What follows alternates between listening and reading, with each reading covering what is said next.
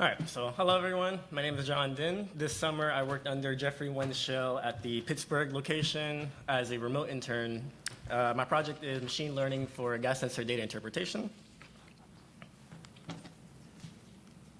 Disclaimer. So just a quick few things about me. I'm currently a senior attending the University of Houston. My major is computer engineering with a minor in computer science. After Mickey Leland, I would like to pursue a career in field programmable gate array design or something with embedded systems. Prior to Mickey Leland, I did research on the supply chain disruptions during the COVID-19 pandemic at the Texas A&M University of Kingsville. Back at home, I have two cute dogs that you can see on the top right, Layla and Kona. And on my free time, I love to play pickleball, work out, and explore new cuisines. So for my agenda today, I'll start off with a brief background on how gas sensors operate, then talk about the motivations for this project, give an overview of a long short-term memory, and then talk about my methodology and experiments before going into the discussion and conclusion. So a quick background on how gas sensors operate. So these are essentially devices that detect and measure the concentrations of gases in a particular environment. They operate by converting the interactions between the gas molecules and the sensing material into an electrical or optical signal. Those signals can then be processed or calibrated to estimate the concentration at that time.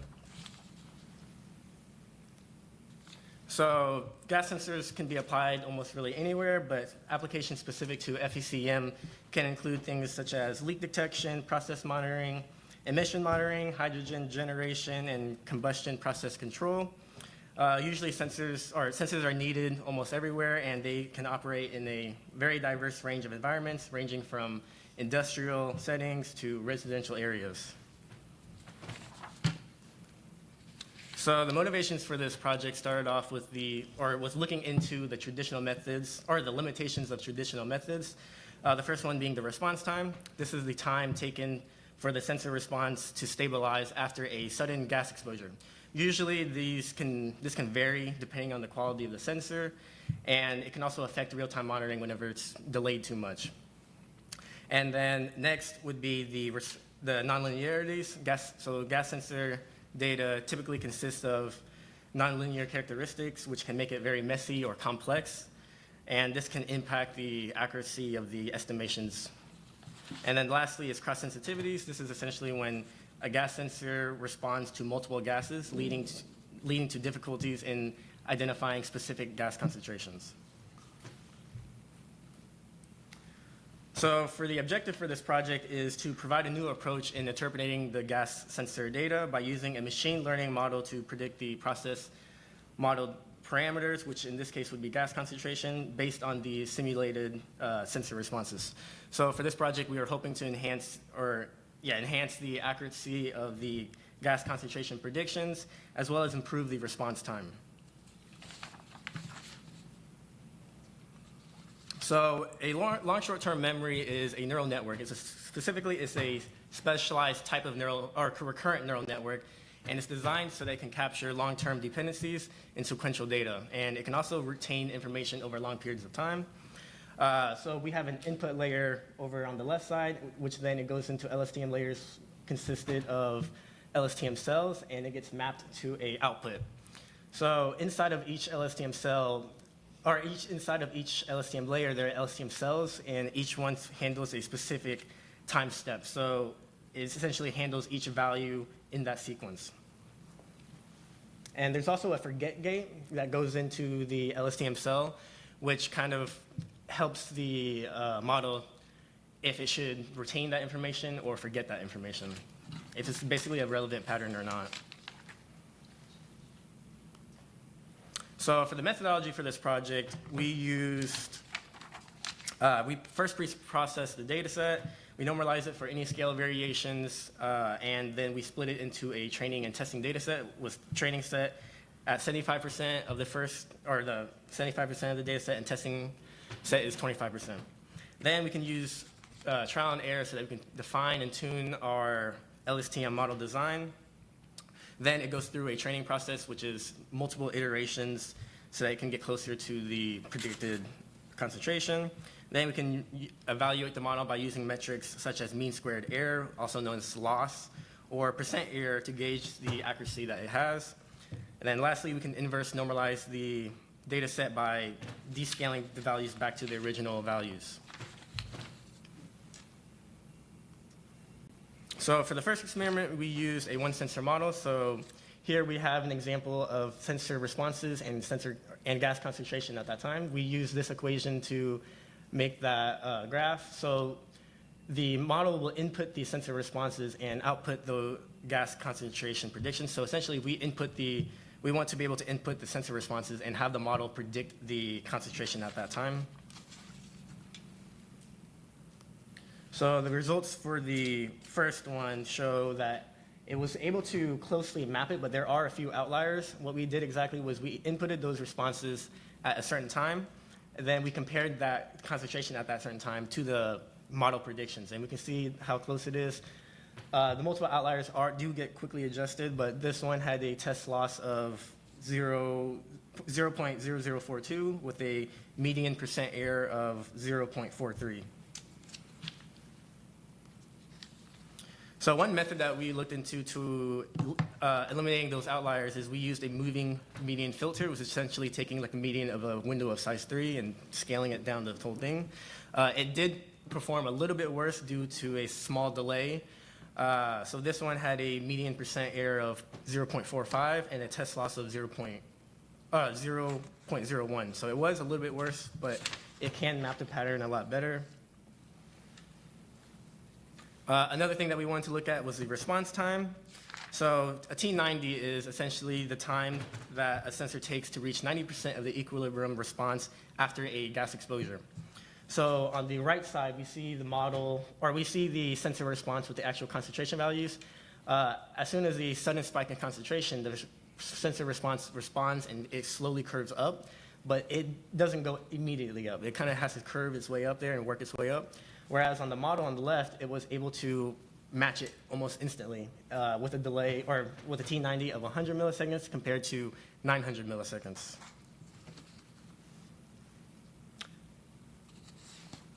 So now, given that one sensor model, we can extend it into a two sensor model, where sensor 1 is responsive to gas 2 and weakly responsive to gas 1, and another sensor that is the opposite, where it responds to gas 1 while being weakly responsive to gas 2. So for this experiment, we can also assume that both sensor responses include the sum of both responses to both gases.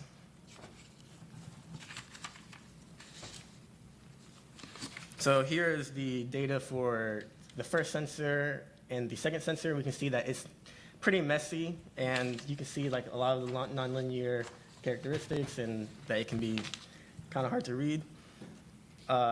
Here are the results for the two sensor model. So on the left side, we have the predictions for gas 1.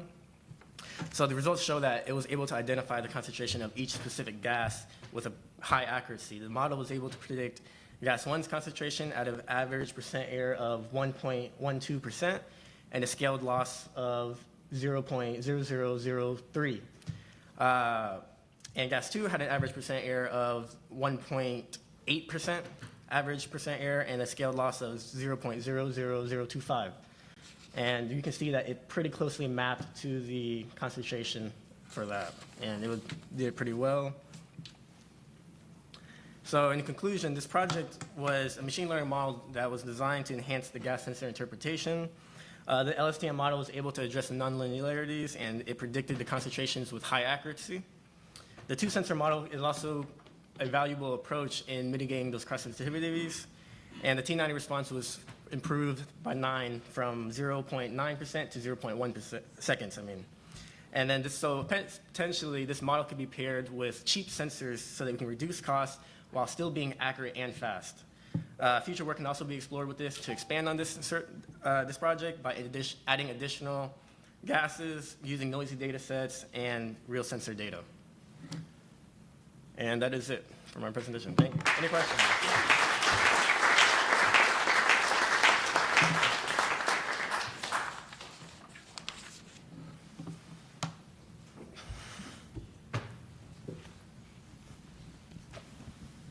Hey, John. Hey. Okay. Good presentation. Thank you. This paper is like incredibly important for the oil and gas, oil and natural gas industry. Very, very important. And these are all optical sensors, right? Yes. So pull up your one sensor slide. Yeah, just one sensor, okay. Yeah. This one or? Yeah, that's okay, any of those. So the spikes that we're seeing there are more a function of the limitations of the optical technology as opposed to the fluctuations in the amount of gas that's being measured. Is that correct? Yes. So Yeah, this is the yeah, simulated data set that we Yeah, use. so and when you go to your two sensor model, there's still fluctuations, but it's like having, two cameras on your iPhone, right? 3 cameras on your iPhone. Yes. Just gets higher resolution, right? Yeah. Higher resolution. What's important about this paper is that you can take this into the field, and if you find out that you're losing 2 or 3% of your natural gas because of a leak, you can't see it. You might be able to smell it. Yeah. But that's money that's going up into the air. It's also emissions, natural gas emissions, Now, are you familiar with the LiDAR technology? I can't say I am. I don't think so. No, not too I familiar. mean, the LiDAR technology I think it's an optical gun that you can take out into the field. Okay. I think it's an optical technology that allows you to measure whether you're leaking or not. So an incredible set of experiences. And I can see that, Jeff, your mentor just came to NETL. And he's an optical specialist, right? Yes. So having someone like that a part of the team is important. Your background again is what? Computer engineering. So how would you take something like this and move on to, what would you do with this if you went on to graduate school? So to expand on this, I would try to probably use real sensor data and kind of to explore how the real sensor data looks like. Since this is just simulated data, it might not be the same, but kind of the process would be the same. I think I would first expand on using the real sensor data and also noisy data because it's always noisy in the real world. And I think these can be applied in a lot of different areas in the world as well. What's on the vertical scale there? What is that vertical scale? What is your So that one, there were different units, so that's why I kind of labeled it at the top. So the sensor responses can be like some type of voltage, whereas the concentration is parts per million. So those are higher concentrations in gas? Yes. Theoretically, right? Yes. So you can imagine, if you're from the Department of Conservation and you're coming out and you're checking to see whether someone is emitting gas, and they start using all those high peaks, you would know that those were the wrong peaks to be using, right? Yes. Those are not peaks that are happening because of emissions. It's just a function of the optical sensor,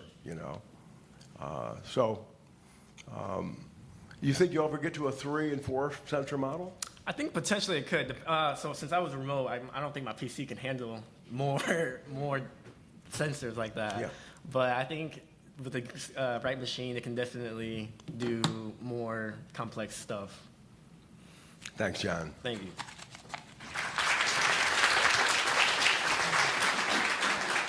And then next, I would like to introduce Santo Carbo to the stage.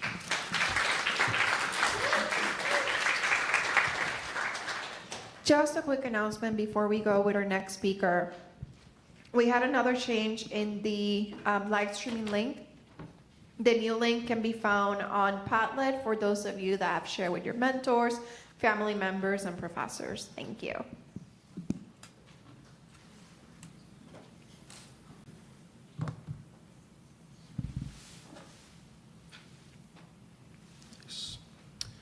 Good morning, everybody. This is my presentation on cobalt and nickel extraction from manganese-rich acid mine drainage solids. I worked at the Pittsburgh NETL site with Dr. Colleen Hoffman.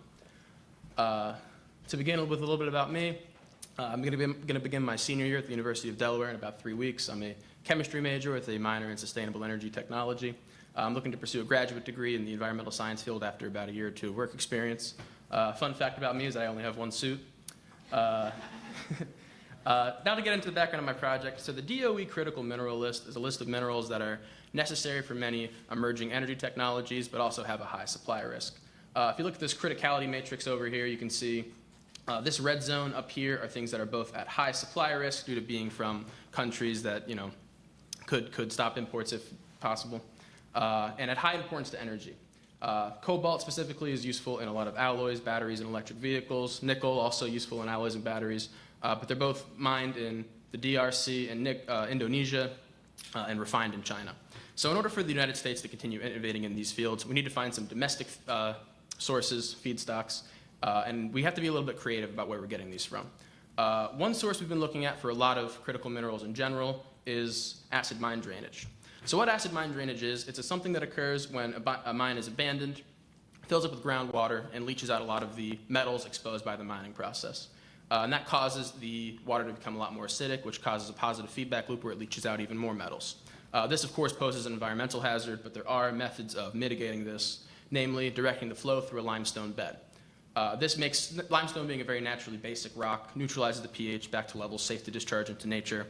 But there is a very interesting side effect of this, which is that the dissolved metals actually deposit onto the limestone at a very predictable rate. It typically starts off with iron, which is characterized by that rust red color up there. The next that tends to come out is aluminum, which is more of a white, pale yellow. And finally, we have the manganese-rich solids that are sort of a dark gray. It's not these minerals themselves we're really interested in. It's more the fact that a lot of critical minerals are piggybacking onto them, also in pretty predictable patterns. We tend to see a lot of those cobalt and nickels in the manganese-rich solids. A lot of work has been done into extracting critical minerals and other rare earth elements from acid mine drainage solids, but it's those cobalts and nickels that we're really having a little bit of issue with, which is why I decided to focus on that for my summer research.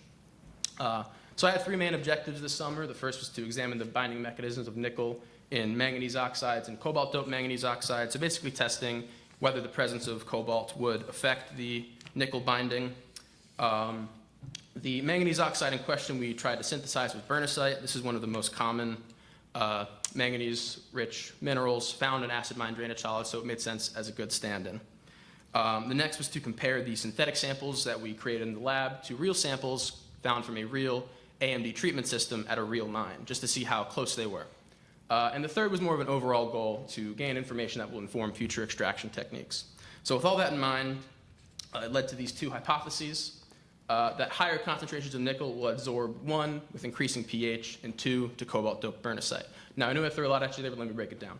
The higher concentration of nickel adsorbing, nickel tends to adsorb onto the surface of these solids as opposed to incorporating directly into the structure.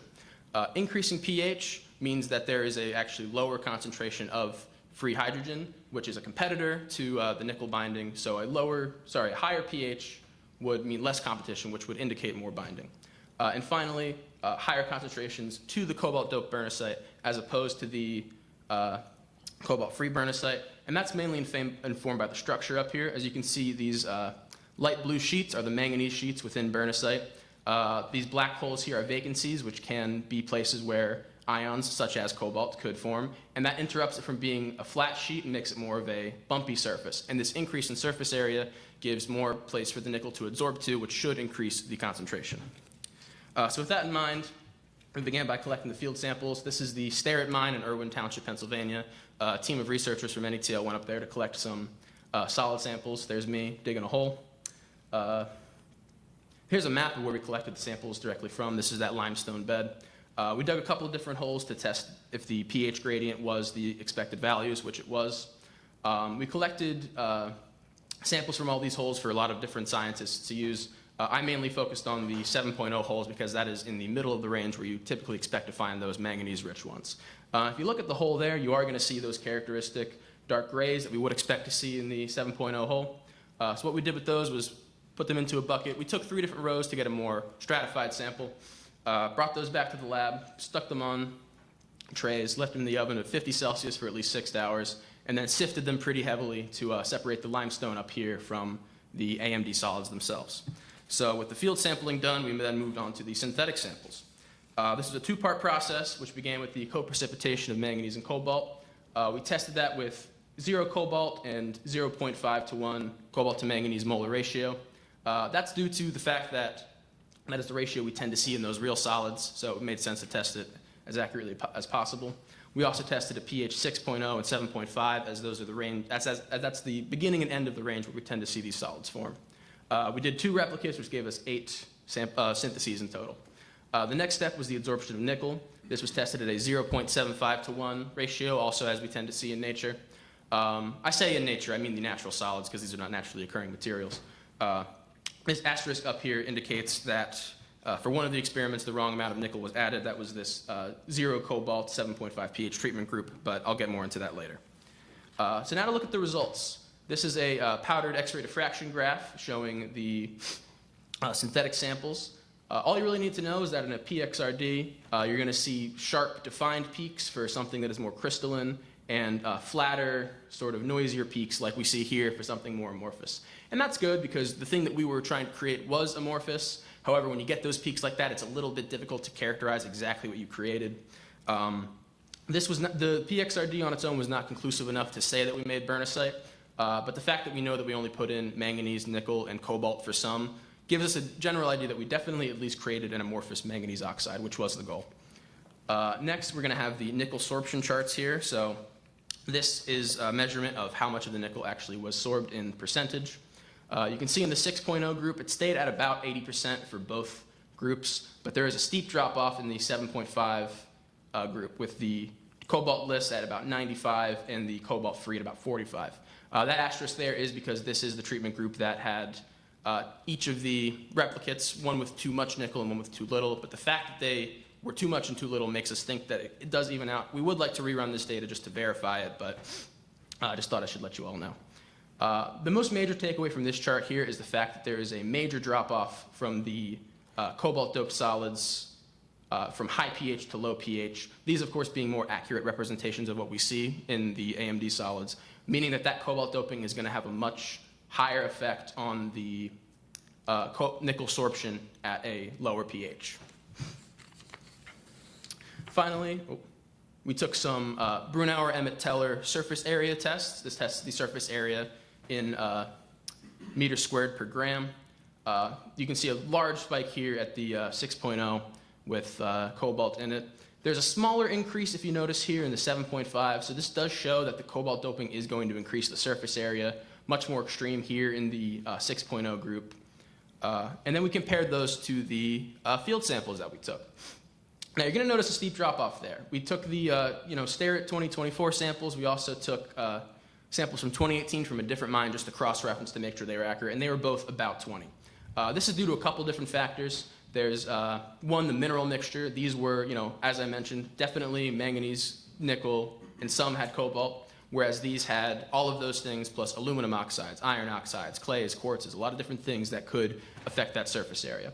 Another major thing is the fact that they were weathered. These were all tested within a week of their synthesis. Meanwhile, the field samples could have been there for months, even years, weathering, aging, and being, pared down to a lower surface area. Now, we have 3 major conclusions from these experiments. First is that nickel absorption is going to increase with the cobalt-doped manganese oxide at 6.0, but decrease at the 7.5. This could be explained by those vacancies within the bernicite. We tend to see in literature that a lower pH synthesis of bernicite is going to cause more vacancies, so that would explain that higher pH without also a corresponding higher nickel absorption. The next major conclusion we're going to draw is that the natural AMD solids have a lower surface area due to aging and mineral composition. As I just mentioned, the syntheses that we did were more accurate to what would be deposited directly onto the limestone before any aging whatsoever. And finally, we're going to see that the lower pH correlating with a higher absorption can inform the targeted nickel and cobalt extraction. So because we know that the higher pH is where we're going to see lower pH is where we're going to see the most concentration of nickel and cobalt. That means that if we look at right after where that aluminum belt ends and right where the manganese belt starts, that is theoretically where you're going to find the highest concentration of cobalt and nickel. And by focusing on those rocks in particular, you're most likely going to have the most efficient extraction. Some further directions we'd like to go with this are chelate extractions. something like an EDTA that could kind of hold on to these and prevent them from resorbing back onto the surface of what they're being extracted from might be a good way to improve that efficiency. Larger scale syntheses, a lot of the, we had to sort of combine our samples into groups instead of doing each synthesis on its own because of such a low yield that we had in these experiments. If we could do these on the gram scale instead of the milligram scale, we could get a lot more and a lot better data. And finally, a mixture of cobalt and nickel. As I mentioned up here, the fact that the cobalt comes in first and the nickel comes in second kind of does affect the data, and it would be much more accurate to life to have those come in together. You don't have cobalt standing there with its hand up telling nickel to wait a second while it goes onto the limestone, meaning that, it would be much more accurate to just have those together. I'd like to thank the entire geochemistry team at NATL. All these people helped me dig holes. And yeah, I'll be taking questions at this time.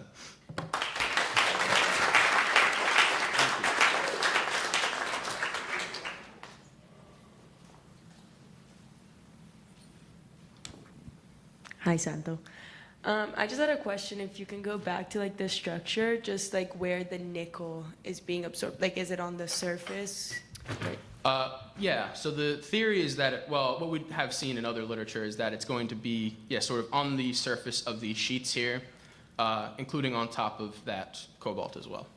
Okay, and then did you guys only like focus on what you showed with like the cobalt doping, or did you also think of like other possible ways to kind of improve that like absorption?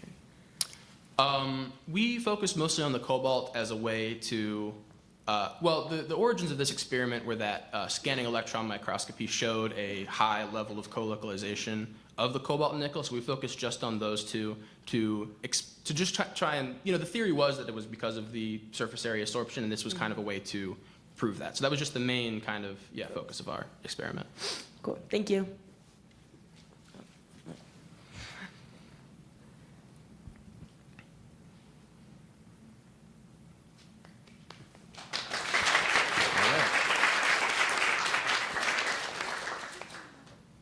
Next up, someone who helped me dig holes, Lee Carlson.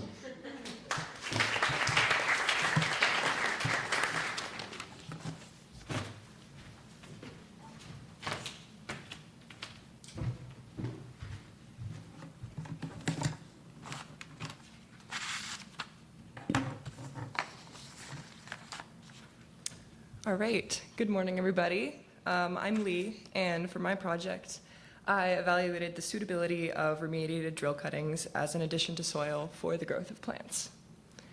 So a little bit of background about me. I go to Oberlin College. I'm a biology and geoscience double major, and after I graduate, I plan to travel, go to grad school, and eventually get a PhD in biogeochemistry and work in decarbonization or clean energy. Disclaimer. So some background for my project. My project revolved around hydraulic fracturing, colloquially known as fracking. And the way that it works is that first a hole is drilled into shale, which forms in layers under the earth, or under the surface of the earth, and then water, sand, and chemicals are pumped into that borehole. And the high pressure caused by that pumping leads to fracturing of the shale, and the high density of the fluids keeps the shale open long enough for natural gas to flow out, along with drill cuttings, which are subsurface rock and drilling fluids that return to the surface along with the natural gas.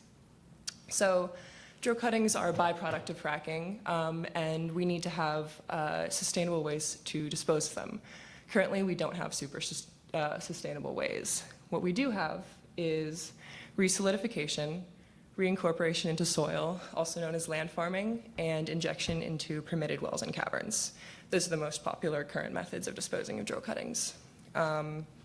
Some relevant components of drill cuttings to my project include shale, which is basically just clay, organics, mostly diesel in drill cuttings, limestone, and critical minerals, specifically barite, which is one of the two focuses of my project. Our samples had 11 weight % barite, which is absolutely unprecedented. You rarely see such a high amount of barite in drill cuttings. Barite is a barium sulfate salt. It's a critical mineral. It's a major component of drill cuttings. Currently, 78% of the domestic consumption of barite in the US is foreign imported. You can see a map there that shows where it comes from in the world. It's also toxic to plants, and it's difficult to extract from drill cuttings. And all of this gave me really good reason to focus on improving barite extraction for my project. And you can see at the bottom right there, we actually have so much barite in our samples that you can see it on the surface of the soil, which I think is pretty cool. So project overview. My main goal of the project was to evaluate and improve the suitability of drill cuttings as a substrate for the growth of lettuce seedlings. This came in two parts. The first part was the evaluation, for which I conducted soil tests and measured plant growth, and hypothesized that when we have higher proportions of drill cuttings, it hinders plant growth and decreases the health of the soil.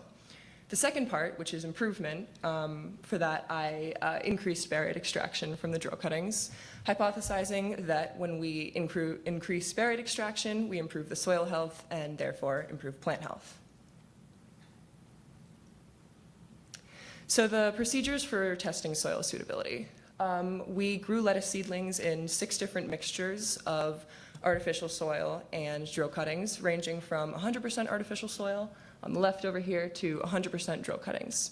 We had 2 different kinds of drill cuttings. There were treated drill cuttings and untreated. For the treated, they went through a 4-step remediation process that removes diesel, critical minerals, and just anything else that might be toxic to plants. And then the untreated drill cuttings were the same thing, except they just didn't go through the remediation process. When we did this, we found that the most suitable mixture for plant growth was 25% drill cuttings and 75% artificial soil. And this is one of our seedlings that grew in that mixture. We planted them on day 1 and harvested them around day 50. And here are just a few increments of growth over the course of those 50 days. So we did a few more than 5 soil tests, but I chose these 5 because they're pretty standard tests that soil scientists use to assess soil health. The 3 on the left are used to evaluate and characterize the environment created by soil mixtures. And the 2 on the right are direct measurements of the plants that tell us how the plants respond to the soil. Let's see. Yeah. So for all 3 of these graphs, we have from left to right. Wait, 1 second. Can I do this? Yeah, okay. So from left to right on all 3 of these, we have an increasing proportion of drill cuttings in increments of 25%. So from 0 to 100%.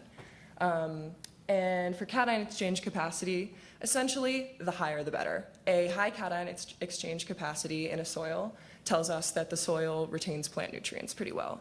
So as we can see, when we have a low proportion of drill cuttings in my samples, we had a high cation exchange capacity. Then it pretty consistently decreased as we added more and more drill cuttings, which tells us, which indicates that the addition of drill cuttings hinders soil health. pH is not as simple as the higher the better, because for most crops, they fall within a range of optimal pH between 6.0 and 7.5. For lettuce seedlings, it's more specifically 6.0 to 6.5. And we found that only soil mixtures between 0 and 75% drill cuttings actually fell within this range. We can draw 2 conclusions from this. The first one is that we can rule out using 100% drill cuttings. And this was supported by the fact that we had 0 biomass yield for any of our seedlings grown in 100% drill cuttings. And so that's just never really going to be feasible. It's not useful. For between 0 and 75%, we can make that happen.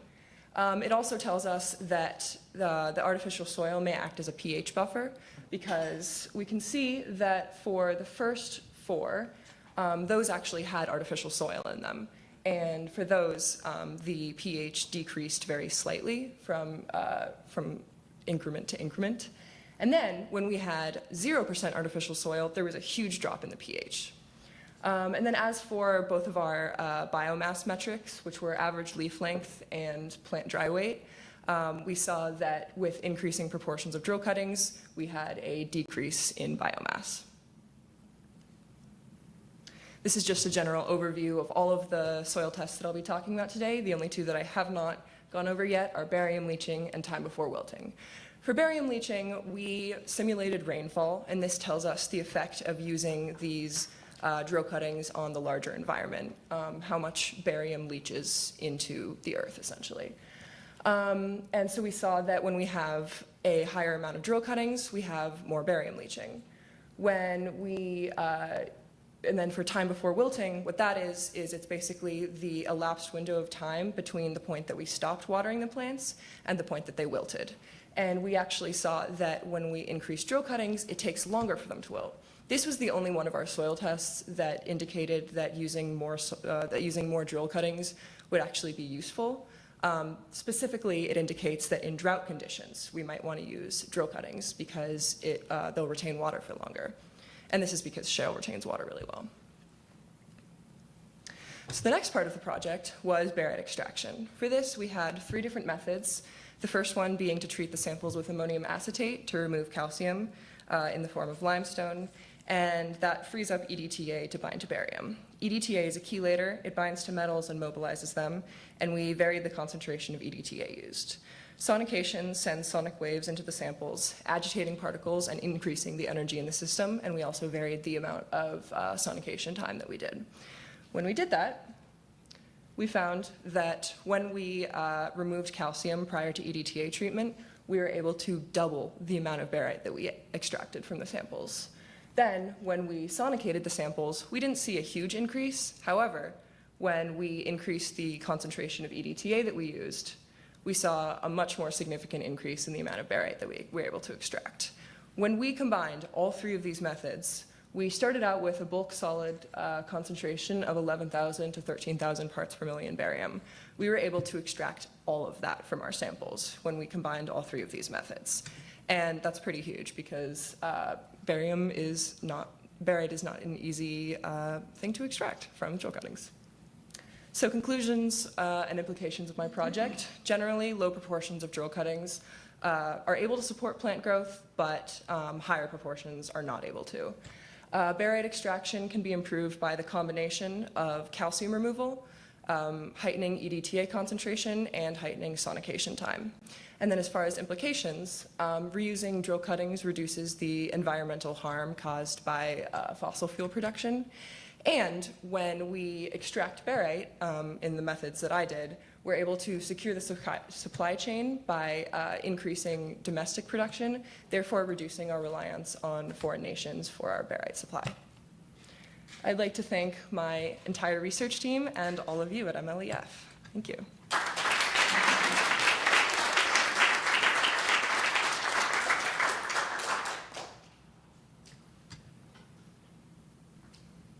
Questions? Well, Leah, this was the perfect research project for someone with a biology and geoscience degree, right? I mean, this is like right up your alley, right? And you're at Oberlin. Yes. So there's a lot of drilling happening between Oberlin and here, right? Totally. So I liked the presentation very much. Thank you. Tell us a little bit about the barite extraction technique. First, tell us what barite typically is used for in the mud. Tell us what that's about, and how do you actually remove it? You gave us reasons why barite needs to be removed, but tell us a little bit about that from the geoscience background. Yeah.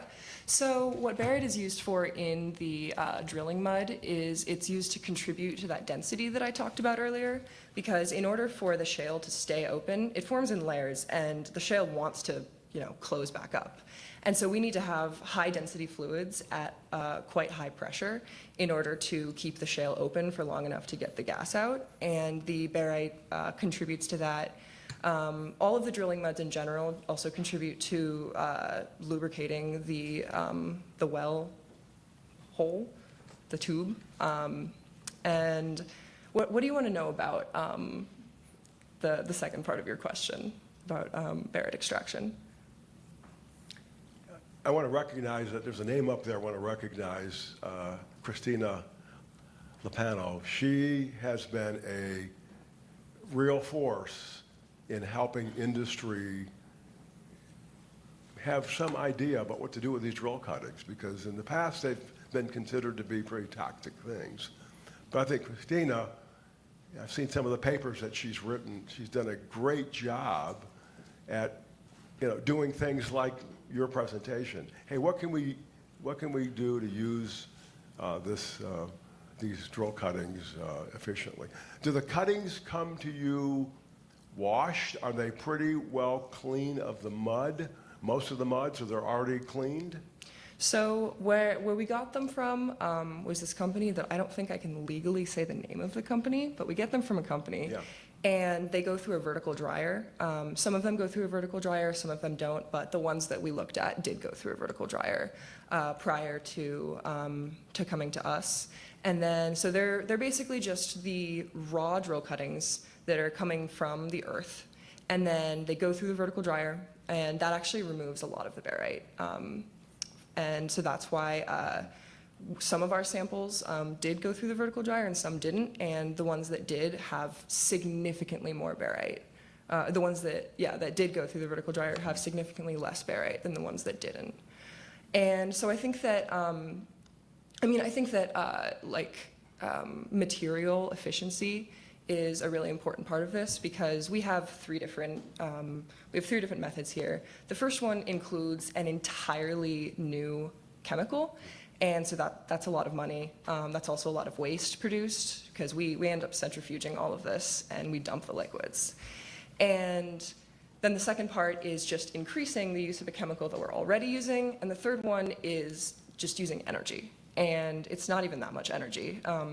If I recall, it's around 40,000 joules per sonication, and that's when we have 20-minute sonication. And so finding the right combination of these three different methods would, I think, be a really good next step in this project because we've figured out how to extract all the barite. The next step would be to use as little money and produce as little waste as possible. Bravo. You talked at the beginning about how the samples of drill cuttings you're using had 11% barite, and I was wondering whether you were able to test, because you said they were like as an uncommonly high level of barite. Mm-hmm. Does this process that you've designed work at more common levels of barite in drill cuttings? Is there like a broader applicability to it?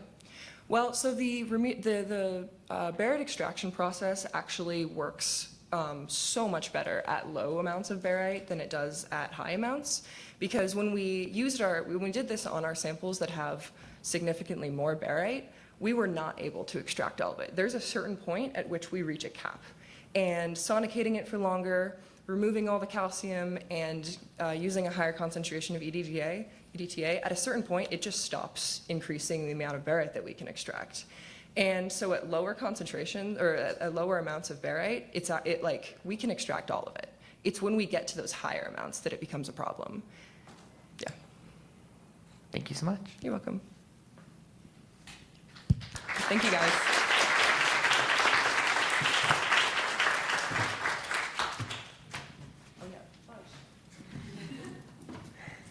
Thank you to all of our speakers. We will now take a lunch break and we will resume at 1 p.m. For those of you that are presenting in the afternoon, if you're interested in doing a podium check, we can do that now before we go to lunch.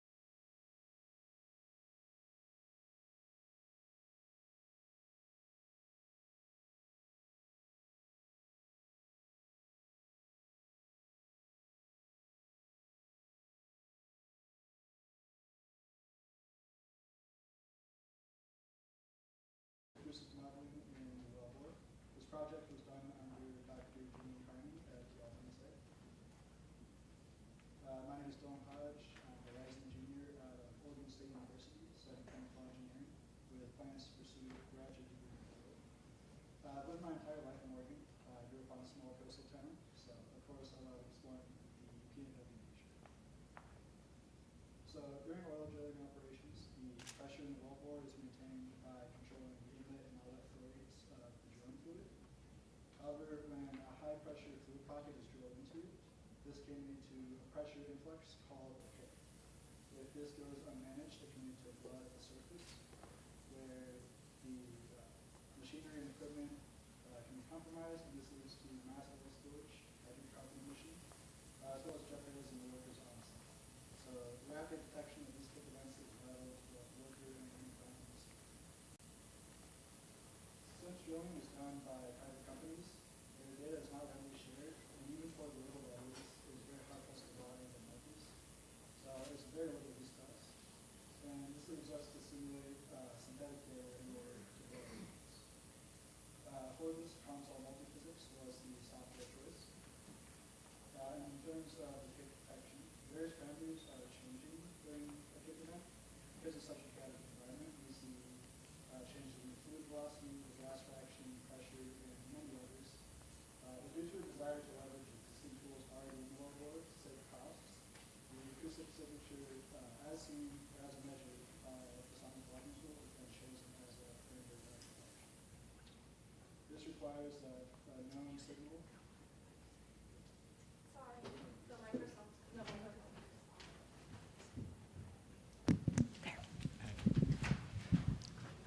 This would require that a known signal signature is identified for an algorithm to be able to see this and detect a kick in real time. In our system being modeled, we have our sonic logging tool that will introduce a perturbance in the fluid via a sort of shaker transmitter, similar to that of a speaker cone. The acoustic wave will then propagate outwardly through the environment, where it will be measured at a receiver array directly above the source on the same sonic logging tool. For this, all materials are modeled as linear elastic materials, meaning that their stresses and strains will be proportional. And this leads that solid materials will propagate both through the compressional and shear wave modes, while fluids will propagate only through the compressional waves. Now, although a ComSol contains a module designed for acoustic problems, licensing limitations led me to use their solid mechanics module. This module solves the displacement equation shown here that relates the displacement gradient to the material density, the stress tensor, which is where all of the material properties are incorporated, and body forces, such as our acoustic source. This is solved through the MUMP solver method. And this is designed for parallel computing such as that done by NETL's Joule High Performance Computing Cluster, which is used for all simulations run. And because we're approaching this from a sort of finite element analysis approach, all of our domains must be meshed into discrete elements to be solved. Our first model sought to prove that acoustic propagation could be solved through the solid mechanics module. It contained just a single domain containing the rock material properties. We have an acoustic source on the right wall followed by 4 receivers directly above it. And since we can calculate the expected times of arrival for both of our wave modes, we can map these at each probe on our signal plot. And we see here with the left cluster being our compressional and our right cluster being our shear arrivals, we see a distinct signal at each of these times. So moving forward, we added our fluid PML layer, or our fluid layer. This created some different wave phenomena, given that we now have a material interface. And this leads to head waves being produced, which occur when a wave propagates through a region of lower density into a region of higher density. If this is incident at a certain angle or greater, which is known as the critical angle, it will produce a head wave, which will travel directly upwards along the interface, moving at the speed of sound of the rock material property, but transmitting no energy into it, and only transmitting back into the fluid material. These are the first to be seen with those marked early in our signal, followed later by our compressional fluid wave arrival. And all of these arrivals were met with a distinct signal again. However, we do see many unidentified signals, especially within this region here, between the shear head wave arrival and our fluid compressional wave arrival. These were deemed to be spurious reflections off of our boundary walls, which are artifact of our model building and unrepresentative of the physical situation at hand. Our first attempt to remove these was to add a domain type called perfectly matched layers, which act as a sort of absorbing layer. These were designed to mimic an infinite non-reflecting domain. We first added 2 layers to the top and bottom of each material domain, as well as one to the left of our rock material. Our other two cases tested in this study added a fluid PML layer to the right-hand side of the fluid domain, boxed in red, with the widths of each being defined as our maximum and minimum wavelength as seen in our system. And it's very clear that the computational expense grows rapidly as the width of this increases. So a happy medium was really what we were looking for in this test.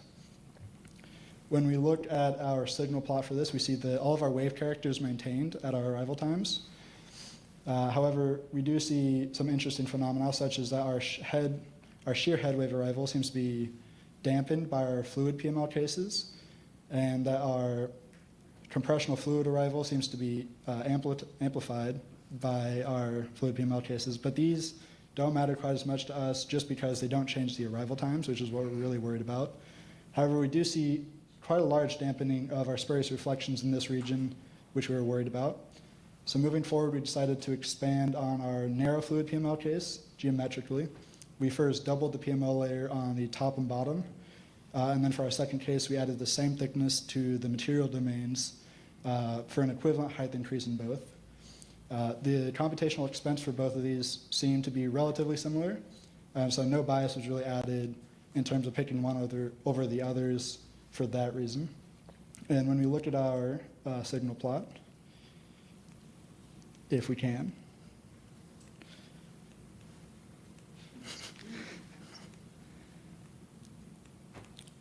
there we go. When we look at our signal plot for these, we again see that all the wave characters maintained at each arrival. And we also see that the reflections that we saw prior seem to be dampened even more. However, we can't see much from this angle, so we'll zoom in a moment. It is worth noting that the material domain case seems to amplify our shear wave head while dampening spurious reflections prior to our compressional fluid wave. But again, these don't change the time of arrival, so we're not very worried about them. When we zoom into the region prior to the fluid compressional arrival, we can see that the extended PML case seems to massively dampen our spurious reflections. And because of this, it was chosen as a great candidate moving forward in our model building process. So just to summarize, we made consistent improvements in improving the accuracy of our modeling of kick events. There is also concurrently an algorithm being developed by means of machine learning to identify this kick signature. This whole process was limited primarily due to our access of physical data to limit our model validation. And some of the potential next steps could include expanding to a three-dimensional domain, as well as incorporating non-homogeneous fluid flow. And that's all. Do we have any questions?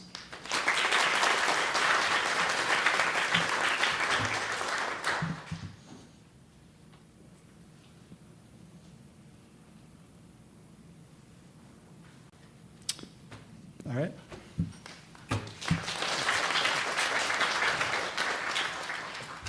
I would now like to introduce Matthew Garcia.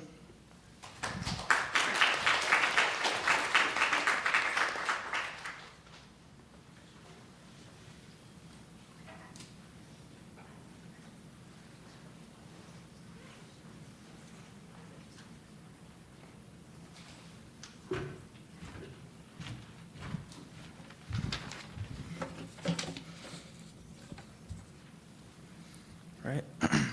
Hello, everyone. My name is Matthew Garcia, and my project was characterizing simulated acoustic signals using machine learning to develop an early kick detection algorithm. All right, so a bit about me. I was born and raised in Massapequa, New York, and I'm currently attending Northeastern University, where I'm a rising junior, majoring in electrical computer engineering with a minor in math. After this program concludes, I want to continue doing research in machine learning and signal processing, with eventually getting a master's or a PhD in the field. All right, so just to start, a kick can be defined as a well-controlled problem where the pressure found in a drilled rock exceeds that of the hydrostatic pressure of the mud acting on the borehole of a rock. So most current kick detection methods focusing on monitoring this at the surface, like the one that you can see on the figure at the right, but these can come too late, as 58% of kicks occur while drilling rather than after. And by detecting them late, This can lead to environmental damage and cost of billions of dollars. It says 8 billion, I think it's more, of damage. All right, so in order to rectify this issue of late kick detection, we propose a method of real-time kick detection, which uses existing geophysical signals from sensors. And the goal of this project is essentially to classify the presence of a kick by analyzing the amount of gas in those signals. All right, so in terms of the actual signals, they are being generated from an underwater loudspeaker and signal generator, which you can see on the right. So over here, we have the annular flow column, the vertical annulus, which is a substitute for the wellbore. And then we have the kick going in, and then the water or mud, which is like the drilling fluid, which in turn generates a signal, which is going to look something like this. So this is consists of 3 different signals, and it's coming from one simulation. That's why it says file 1. And overall, there are 55 files with these signals in them. All right, so going from here, we want to extract some statistical features from the signal. So an example of these are the maximum and minimum values, which of course are the extremes, variance for the dispersion, mean for central tendency, RMS for the dispersion from the mean, the range is peak to peak, and then skewness and kurtosis for getting the how much of a tail it has. In addition to this, we also conducted a Fourier transform on it to get these features in the frequency domain as well. And just keep in mind that the point of getting all of these statistical features is essentially to get the parts or the components of the signal that are going to give us the most information as we try to classify them by gas. In this figure, we just have a box plot showing the dispersion. So it's essentially all of the different signals. Some of them are a bit too big, as you can see, and some are too small. But the point is that they're going to vary, and then how much they vary by is going to affect how we classify them. All right, and then we arrive to the principal components analysis, which is another form of data preparation. So this was done to maximize the information extraction, and it essentially works by reducing the dimensionality by clustering data points based on feature correlation, in turn creating uncorrelated components which are ranked by their variance coverage. So it's essentially just getting the most useful or the most informative parts of the statistical features, getting rid of any noise. And then over here, so we ended up doing 2 components, and then this is just kind of showing them like as a scatter plot by each of their components, and then we have color-coded by their label. Okay, and then we move on to machine learning algorithms. So essentially, this was what the features were being put into in order to classify the signals. So an example of them are the naive Bayes classifier, which is essentially taking a probability distribution of these features and then using Bayes' theorem to classify them. Random forest classifier and gradient boosting classifier both use trees. So with random forest classifier, it's taking a subset of data, while the gradient boosting is having it being trained to minimize loss of gradient descent. And over here, you can see an example. You can't really see the specifics of it, but the point is that at each node in the tree, it's essentially making a decision based on the features extracted to it, and it's trained to generate these trees. So for the random forest classifier and gradient boosting classifier, we just added it's essentially adding a bunch of these trees, reaching a final decision, and then voting on the best way to classify it. And then the final one was a multi-layer perceptron. So this is essentially a neural network with an input, hidden layers, and an output layer, and is also going to be used to classify it. All right, so then the hyperparameters were tuned. So the hyperparameters are essentially parameters of the algorithms that are affecting how the how they actually learn and are going to arrive at the classification. So for Bayes classifier, it's the variation in features. And for random forest and gradient boosting, if you go back to the last slide, right. So it's essentially affecting the amount of these trees and how deep they're going to go, which is going to affect how you classify it. And then in addition, for gradient boosting, since it's actually using gradient descent to learn from these trees as well, it's also we're also going to optimize the subsample rate and learning rate, which is also going to hold for the multi-layer perceptron, as it's also a neural network that's going to be trained. All right, so initial results. So initially, we just tested all of the features. And by this, the results were okay. So the multi-layer perceptron wasn't really able to classify at all. And same for the gradient boosting and Bayes classifier. The highest result ended up being the random forest classifier. And then we generated a confusion matrix, which kind of just shows how much of the predicted labels and actual labels match. So this will be the best match. If it's the darkest, all of them match, which is shown for blink labels. And then from there, it gets more scattered. But overall, it's going to be around 55%. So next, as I mentioned before, not all the features are useful. It's a transient signal. So something like the mean isn't going to be as useful for classification. So we kind of just tested all of the combinations out to get the most useful features, which in this case were skew, kurtosis, and then skew in the Fourier transform in the frequency domain, as well as kurtosis in the frequency domain, and crest factor. So those were the 5 features that ended up garnering the best test accuracy, which improved all of them, but mainly the random forest classifier improved to 67%.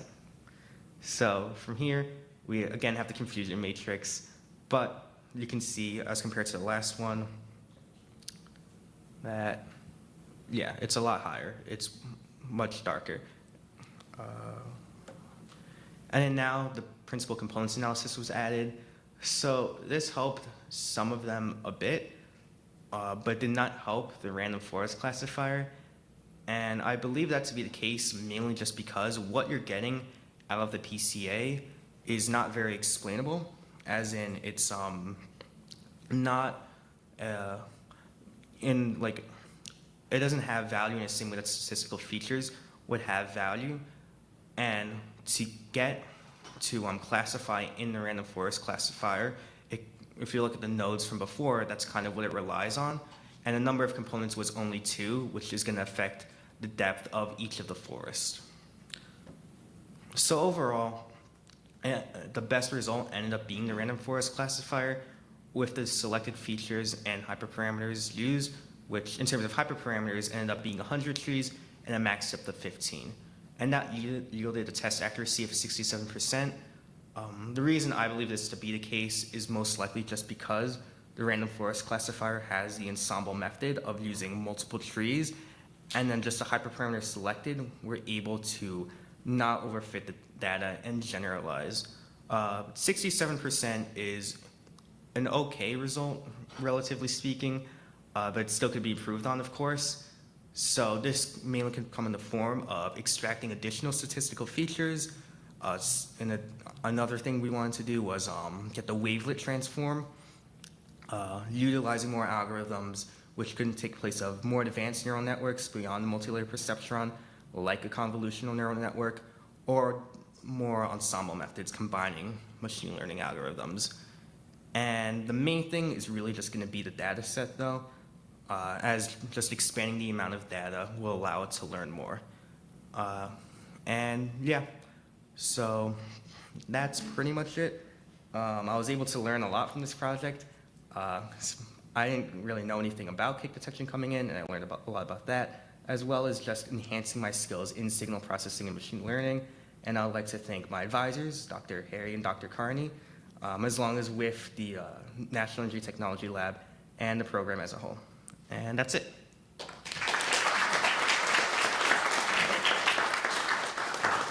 Any questions?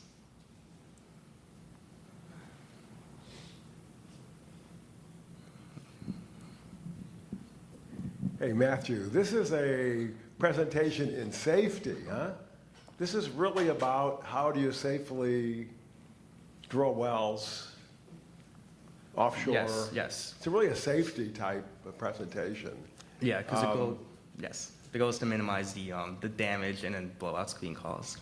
I'm sorry I walked in like I'm just half your presentation, but I saw things like principal components analysis. I saw some of the tools that you were using. Tell me about the variables, okay? You know, because principal components analysis require variables. And I assume you were using acoustic parameters, but with your mentor being a petroleum engineer, did they have variables like rate of penetration,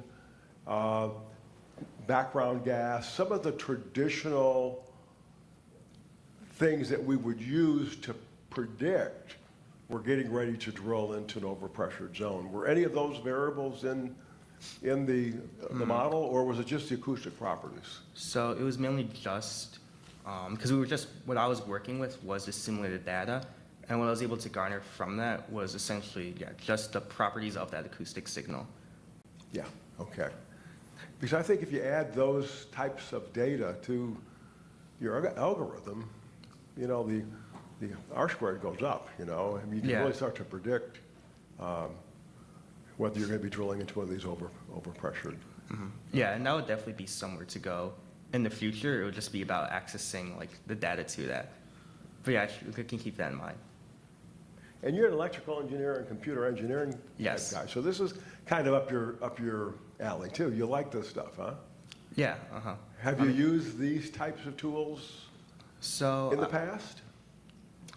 like I've worked with like some like neural networks, which kind of connects to the multi-layer perceptron. But like specifically like a lot of like the machine learning like tools I've used, like which are a lot, I guess, like more traditional and require a lot more like feature engineering beforehand, I haven't really worked with in the past. And are these, and I should ask this question of everybody, but the software programs that you're using, are they open source? Are they the type of things that you can go back to school and utilize? Or are they basically programs that are just available to you while you're doing your internship at DOE? Yeah. I mean, I can't speak for everyone, of course, but I just used Python for this. So yeah, I could go back and yeah, like a lot of this, like I can really apply in my future studies and work. Okay, thanks, Matthew. All right, thank you. And next up, we have Keshin Nelson.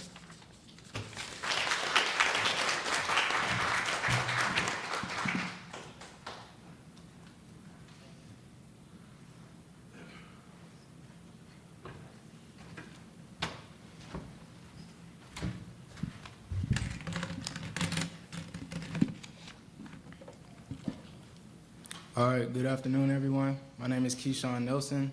I completed my appointment at NETL Pittsburgh with my mentor, Dr. Jason Chang, working on a project titled Mechanochemically Synthesizing Zeolites for CO2 Capture using rare earth element residuals.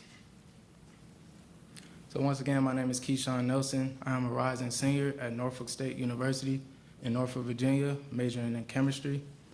After the MLEF program, I plan to pursue additional research and attend graduate school after completing undergrad.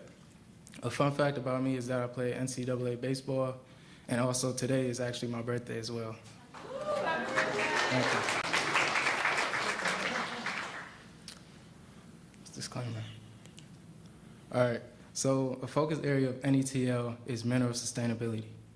This program aims to rebuild the domestic supply of critical minerals, including rare earth elements, through utilizing secondary core resources such as acid mine drainage solids.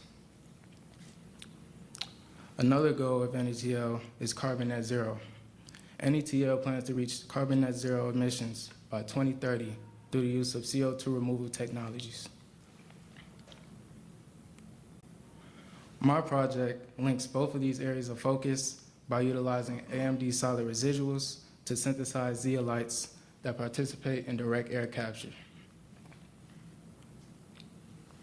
So in order to synthesize zeolites, first we have to extract rare earth elements from acid mine drainage solids. To achieve this, I use a process developed by two of my research advisors, Maylene Stuckman and Christina Lapeno, named targeted rare earth extraction. This process is done at ambient conditions with minimal solvent use, making it both environmentally and economically friendly. Our first step in this process is a wash with the weak acid solution to remove calcium. Our second step actually extracts rare earth elements with the weak acid, which then provides leftover materials called rare earth element residuals. These residuals will be used as a feedstock for zeolite synthesis. Also, depending on the AMD used in this process, it has the capability to extract additional metals such as cobalt, scandium, manganese, and etc. But in this process, about 80% of rare earth elements are obtained in step 2, so therefore there is no need to proceed with step 3. So, besides the environmental impact, residuals from tree extraction are used due to their chemical composition. The residuals contain a significant amount of silicon and aluminum, which is a key component in zeolite synthesis. So, zeolites are highly crystalline solids made of aluminum silicates with selective absorption behavior. The absorption behavior depends on the zeolite type, which is determined by the silicon to aluminum ratio. Zeolites with lower SARs, such as zeolite A, readily absorb moisture in the atmosphere. Zeolites X and Y, ranging from 1.5 to 3, have high CO2 absorption capacities. This is represented by the figure as a moist CO2-bearing gas stream is sent to zeolite A, which then sends a dry CO2-bearing gas stream to zeolite X or Y to absorb the CO2. Now, looking at the chart in the bottom left corner, due to the difference in SAR between the residuals, we actually combine them to obtain our desired silicon to aluminum ratio to synthesize zeolite X via 2 methods, one of which is hydrothermal synthesis. So this is the first method we use because this is technically a reference method, as there's been successful attempts of synthesizing zeolites using acid mine drainage solid residuals. In this method, we use residuals from tree and we mix them with sodium hydroxide, which serves as an activating agent for silicon and aluminum. The mixture is then fused at 550 degrees and cured at 90 degrees, then washed and dried to obtain our desired zeolite. Although this method is successful, it creates a lot of waste and it consumes a lot of energy as well. This led us to employ a green technique in mechanochemical synthesis. This involves using a ball mill with healthy heating conditions to synthesize our zeolite. The potential of using mechanochemical synthesis with acid mine drainage solids is a green technique, but it's also one that isn't extensively studied, so it may come with trial and error. So moving on to some results, we performed indicated by the green circle.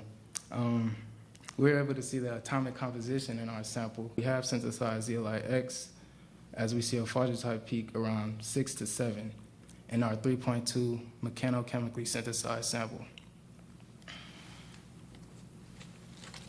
So here we have performed BET surface area analysis for our first batch of zeolites that we synthesized. The surface area of a raw AMD solid is around 20 meters squared per gram.